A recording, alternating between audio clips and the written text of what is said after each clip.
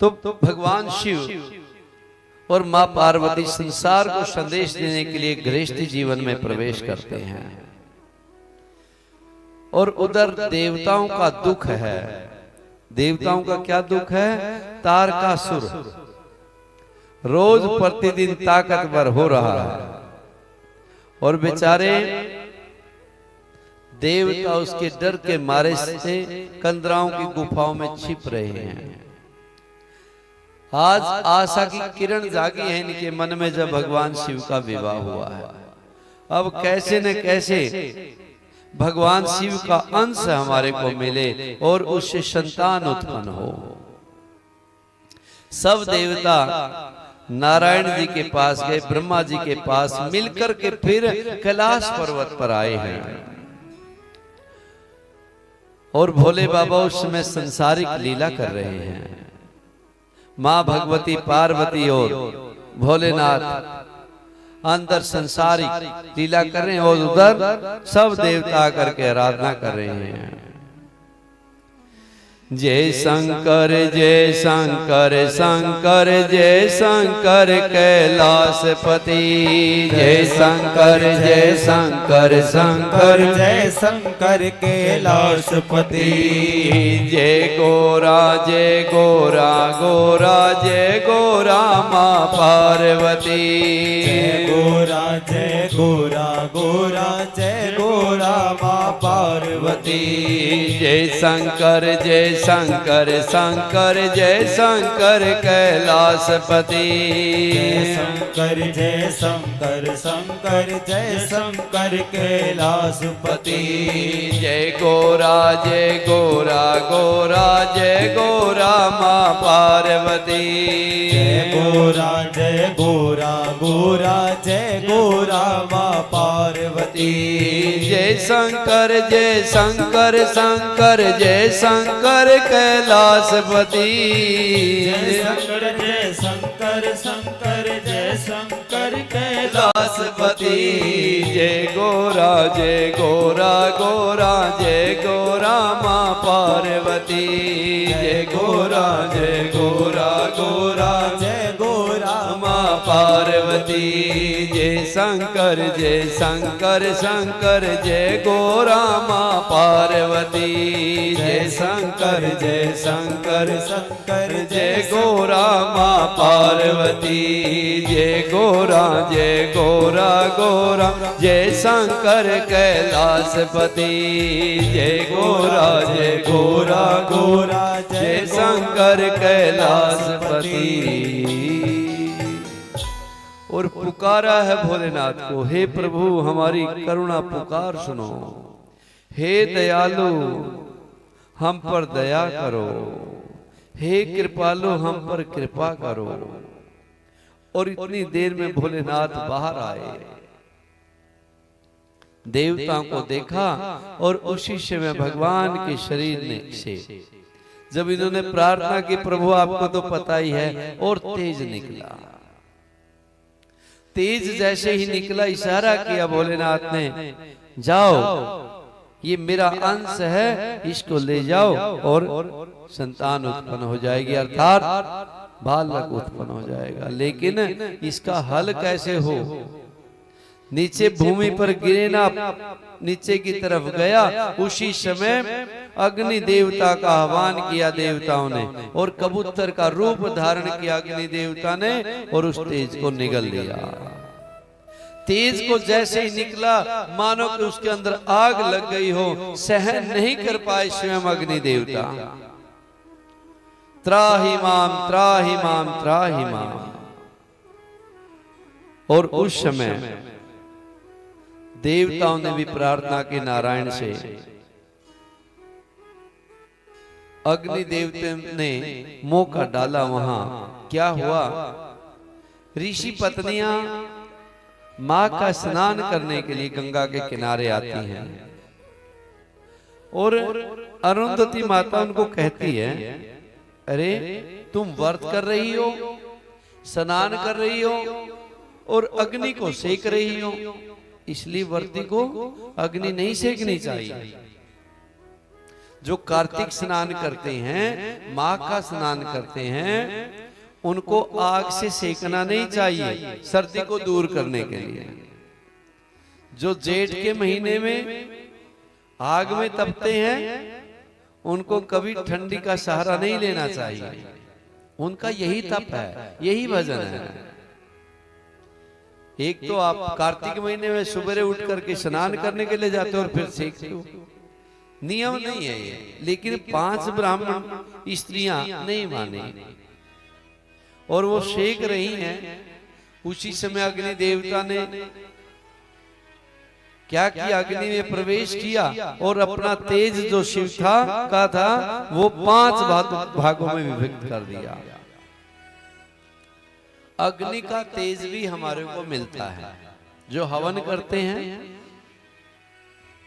शरीर का नूर बढ़ जाता है उनका, अग्नि प्रवेश करती है। कभी भी जब आप हवन करो, आंच आती है ना कई बार गर्मियों में, कई लोग है ना कपड़ा बांध लेते हैं आगे, आंच ना लगे। नहीं, ऐसा नहीं करना है।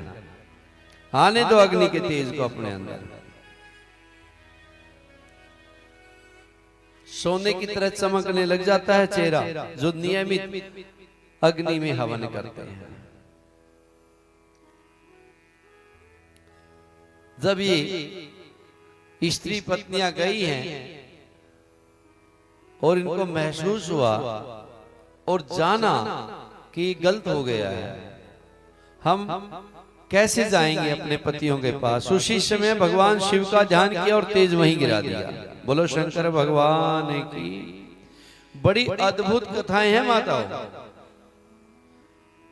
कई लोग है ना आज से कुछ साल पहले इन कथाओं पर विश्वास नहीं करते थे। क्या ऐसा हो सकता है?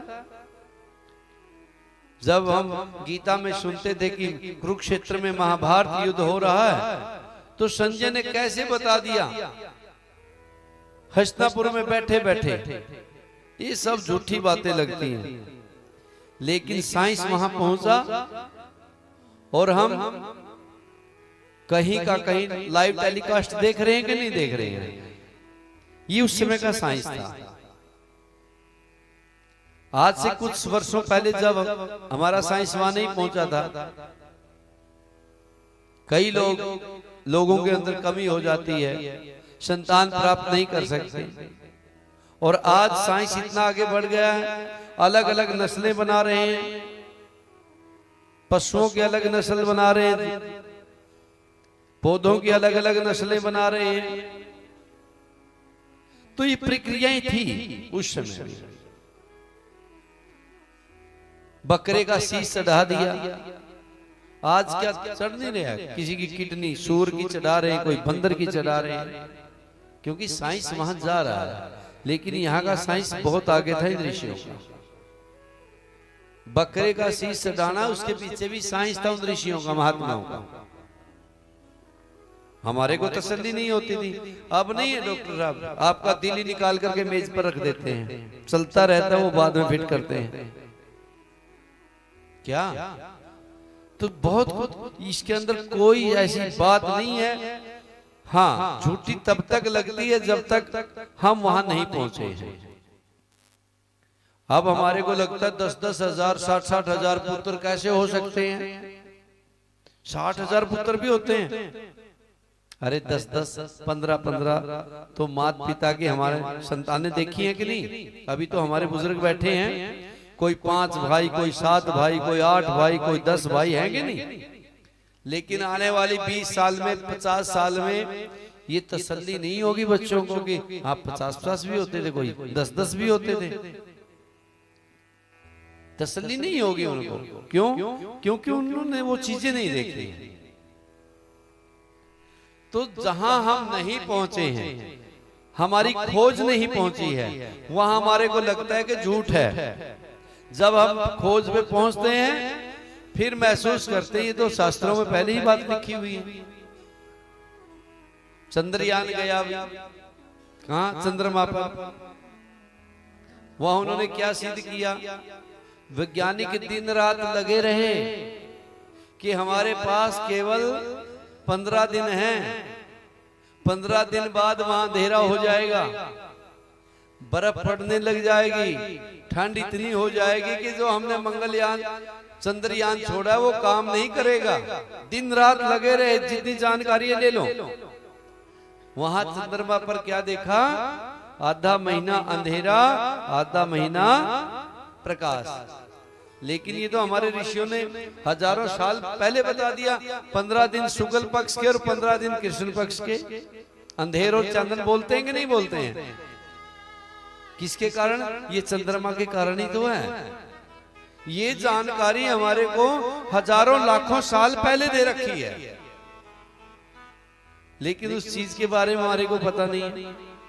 मंगलयान गया, वहां मंगल पर क्या बताया जा करके कि वहां का जो रंग लाल है भूमि का। कैसे शुक्रिया करें हमारे ऋषियों का, इन्होंने तो करोड़ों साल पहले मंगल का रंग लाल बता दिया हमारे को। मंगल की दशा हो जाए तो लाल चीजों का दान करो भाई। रिश्ते भी बता दिए, भाई के साथ अच्छा सहचार करो, साले के साथ अच्छा सहचार करो। सारे ब्रह्मांड की जानकारी यहां बैठे बैठे उन्होंने लिख दी, लेकिन हम जानकारी नहीं दे रहे। तो यहां क्या हुआ? जो यहां लिखा हुआ है, अंश जो है 5 भागों में विभक्त हुआ, 5 ने उसको त्याग दिया, बारिश हुई और वो सब गंगा में जाकर के मिल गया। गंगा में जैसे ही मिला और वो 5 धाराएं इकट्ठी हुई, एक बालक का उदय हुआ। बोलो शंकर भगवान की। और नन्हा सा बालक वहीं पर गंगा में खेलने लगा और गंगा माई ने उसको वहां से उठा लिया। उसी समय वहां देवता आए, पता चल गया कि भगवान शिव का अंश है। स्वयं विश्वामित्र ने नामकरण रखा, उसका नाम रखा कार्तिकेय जी। बोलिए कार्तिकेय महाराज की। और जब माता पार्वती को इस सच्चाई का पता चला कि देवताओं ने आराधना की और वो अंश जो मुझे मिलना चाहिए था मुझे नहीं मिला, वो वैसे ही चला गया, तो इन्होंने श्राप दे दिया कि मेरे से धोखा हुआ है। मैंने मातृपद को नष्ट किया इन देवताओं ने। मैं श्राप देती हूं कि इनसे, इनके अंश से कभी इनकी पत्नियां गर्भवती नहीं होंगी। बोलो शंकर भगवान की। मैं देवों को श्राप देती हूं, आज इन देवों ने ऐसा कार्य किया है तो इनकी पत्नियां कभी संतानवती नहीं होंगी, अर्थात संतान पैदा नहीं करेंगे। और अग्नि देवता को श्राप दे दिया कि तूने भगवान शिव के अंश को निगला है, जा आज के बाद भक्ष और अभक्ष तू नहीं देखेगा, निगलता ही चला जाएगा। अग्नि में जो मर्जी डाल दो माता। उसके बाद जो है माता पार्वती को पता चला, गंगा मैया कार्तिकेय जी को स्वर्ग लोक में लेकर के गई और वहां शिक्षा दीक्षा दी कार्तिकेय जी को। जब माता पार्वती को पता चला तो स्वयं मां भगवती पार्वती स्कंद माता का रूप लेकर के उनके पास गई कि ये मेरा पुत्र है, इसे मुझे दे दो। और उन 5 को भी लगा कि ये हमारा पुत्र है। सब कह रही मेरा पुत्र है, मेरा पुत्र है, मेरा पुत्र है। तो कार्तिकेय जी ने कहा, माताओं मैं आप सबका पुत्र हूं, 1-1 साल आपके पास रहूंगा। और अपने 6 मुख बना लिए कार्तिकेय जी ने। कार्तिकेय जी के कितने मुख हैं? 6। 6 माता की निशानी के रूप में 1-1 मुख लगाया और स्कंद नाम से प्रसिद्ध हुए। फिर माता पार्वती कैलाश में लेकर के आई। उस समय सर्वशक्तिशाली हो गए कार्तिकेय जी। सब देवताओं ने आकर के शक्ति दी इनको जब 11 वर्ष के हो गए। शिव ने कार्तिकेय जी को अपनी सेना भेंट कर दी, सारी सेना तेरी है। पार्वती माता ने शक्ति से कवच के समान वस्त्र दिए, कोई अस्त्र शस्त्र इसको भेद नहीं पाएगा। विष्णु जी ने अपनी वैजयंती माला कार्तिकेय जी के गले में डाल दी और वरुण देवता ने एक बकरा भी भेंट किया। उस समय सब देवताओं ने आकर के प्रार्थना की है भोलेनाथ अब कार्तिकेय जी को भेज दो रे ताकि तारकासुर को मारा जा सके। भोलेनाथ ने कहा नहीं तो बालक है अभी। नहीं प्रभु हम सब इसके साथ हैं, सारी सेना इसके साथ है। तो कार्तिकेय जी भगवान शिव की आज्ञा लेकर के तारकासुर के साथ युद्ध करने के लिए चल दिए हैं और दोनों में बड़ा भयंकर युद्ध होता है। उधर राक्षसी सेना और इधर शिव सेना देवता सहित कई दिनों तक भयंकर युद्ध चला। अंततः कार्तिकेय जी ने तारकासुर को मार दिया। बोलो शंकर भगवान की नमः पार्वती पदे हर हर महादेव।